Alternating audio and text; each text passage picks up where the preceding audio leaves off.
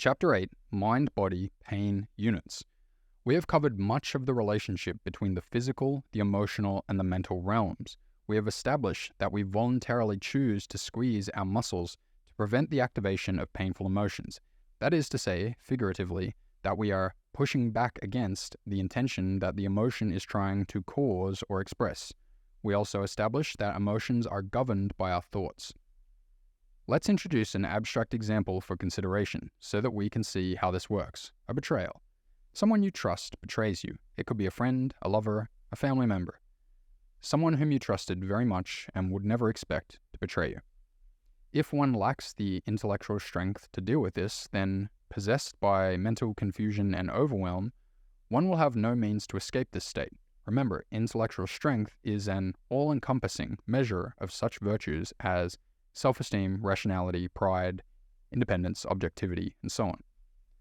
Let's assume that it is indeed the case that one lacks the intellectual strength to deal with this betrayal. Mentally, one would be confused and overwhelmed. Emotionally, one would feel multiple negative emotions. Physically, one's muscles would clench. One now has two choices: to become conscious of the betrayal or to evade it. Becoming conscious of the experience is neither immediate nor automatic. We must actively perceive it, observe it, analyze it, make sense of it, understand it, integrate it, and transcend it. This process of becoming conscious runs parallel to feeling the emotion, and therefore feeling the pain. Therefore, to become conscious of our experiences, we must feel the pain of our experiences. To become conscious of our lives and of reality, we must feel all the pain of our lives. There is no shortcut and no way around it. Until one becomes conscious of this betrayal, that is to say, work through the experience and come to relate with it on objective, non-attached terms, one will continue to be tormented by negative emotions and one will feel the squeeze of the muscles. If we lack the capacity to reason our way through to total consciousness of an experience, which implies that we are simultaneously too afraid of the pain that it comes with, then we may choose to evade this experience. During evasion, we do multiple things. Physically, we will introduce a countertension that prevents the expression of the emotion. Perceptually, we block off feelings so that we can't consciously detect the tension or the emotion. Mentally, we evade thinking. In total, what we are doing is evading reality itself. We try to erase entire slices of reality that carry painful emotions. We block them from our memory. We block them from our analytical mind. We block them from our perception. After doing this for a long time, the pain essentially is overflowing, and even though we're already squeezing our muscles hard, we've reached full capacity and reached a point where we can't deal with anything anymore.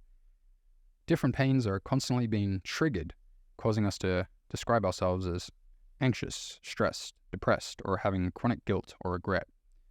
Frequent evasion leads us to live life as if we were navigating through a web of tangled thorns, constantly cutting ourselves every time we make a slightly wrong move, with the constant fear that we might accidentally trip and fall into a world of agony. But what we really need to do is stop evading the thorns and instead take out the shearers and deal with these thorns once and for all. If you have a lot of pain in your life, I think that the best thing you can do is consider that big amorphous blob of undifferentiated pain to be simply a summation of thousands of unique pains. This is much less daunting than an identified shapeless force. I came up with a name for these thousands, which could be tens of thousands, hundreds of thousands, or even millions of pains. Mind, body, pain, unit. Anywhere in your body where you experience chronic pain, there are almost certainly many mind-body pain units in operation.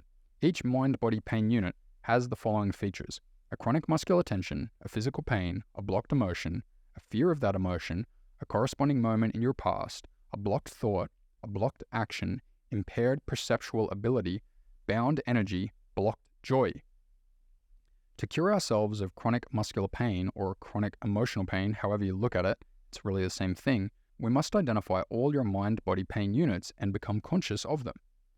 For each, we must identify its chronic muscular tension in your body, its emotion, the moment in your life that caused it, the thoughts behind it, and so on.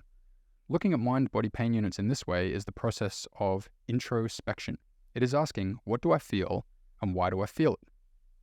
We must analyze what is true and what is not true. We must experience all the blocked emotions. We must go through the protective fear layer, guarding those emotions. We must feel the physical pain in your muscles, in your heart, in your stomach, in your brain. It's important at this point to address a number of issues for which these mind-body pain units are likely to be responsible, my opinion thus far. We initiated our discussion with physical conditions, painful chronic muscular tensions, though we could have just as easily initiated our discussion with mind-oriented conditions, anxiety, stress, psychosis, neurosis, depression, obsession, compulsion, mania, addiction, sadism, masochism. The list is exceptionally long. These are all simply accumulations of many or extremely powerful, or both, mind-body pain units of a common type, either anxious, psychotic, neurotic, depressive, obsessive, compulsive, manic, addictive, sadistic, masochistic, and so on. To suggest that these do not come from a person's experience and their physical, emotional, and analytical response to experience is, frankly, absurd. Yes, of course, the brain can be poisoned or physically damaged, but in all cases where a person has not ingested poisonous chemicals or had their brain irreparably damaged by physical trauma, it's clear that these conditions are caused by painful moments in the person's life, forming mind-body pain units. Summary of this chapter. For any experience, we have the choice to become conscious of it or to evade it. Becoming conscious of experience is neither immediate nor automatic. Becoming conscious takes effort, time, intellectual strength, and willingness to feel pain. A lifetime of evasion results in overflowing mind-body pain units. Exercise 8, legs in the air, or baby legs. Lay on your back and put your legs in the air. The only requirement of this exercise is that your feet and legs are up off the ground. Now you may explore a lot of the mobility of your hip joints. You may bend your knees or keep them straight. You may move one leg differently to the other. Your hip joint is a ball and socket joint, so you have a lot of freedom to move. If you stay doing this exercise for a prolonged period, you'll most likely experience a lot of burning tension in your hip flexors and lower abs. Also pay attention to your lower back.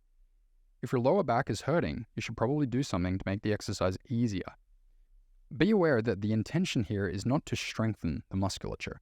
That may indeed be a secondary outcome, but it is not the intention. The intention is to get to know the muscles of your hips and your core. Learn the nature of the chronic muscular tensions that make this exercise more difficult than it should be, and learn to optimize your movement patterns to make the movement more efficient, comfortable, and joyful.